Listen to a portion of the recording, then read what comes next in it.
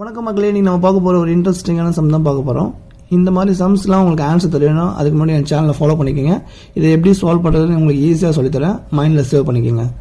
Question என்ன கொடுத்துருக்காங்க பாருங்கள். a + b வேல்யூ 24னு கொடுத்துருக்காங்க, b + c வேல்யூ 16 கொடுத்துருக்காங்க, c + a வேல்யூ 10னு கொடுத்துருக்காங்க. என்ன கேட்டிருக்காங்கன்னா a + b + c மூணுத்தையும் ஆட் பண்ணி என்ன வேல்யூ வரும்னு கேட்குறாங்க. நெக்ஸ்ட் ஏவோட வேல்யூ தனியாக, பியோட வேல்யூ தனியாக, சியோட வேல்யூ தனியாக கேட்குறாங்க. ஸோ எந்த மாதிரி கேட்டாலும் நீங்கள் ஆன்சர் பண்ண ரெடியாக இருக்கணும்.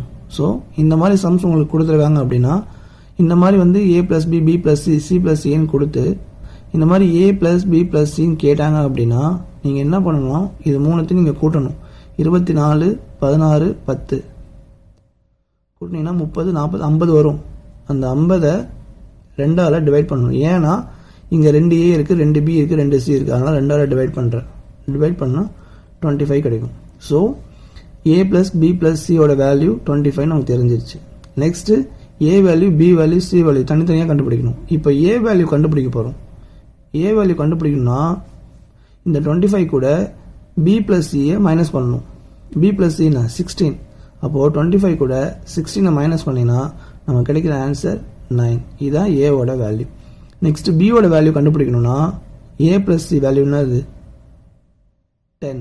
இதை 25 கூட மைனஸ் பண்ணணும், அப்போது 15. ஸோ இதான் b வேல்யூ. சியோட வேல்யூ கண்டுபிடிக்கணும்னா a + b கூட a + b வேல்யூ என்னது 24.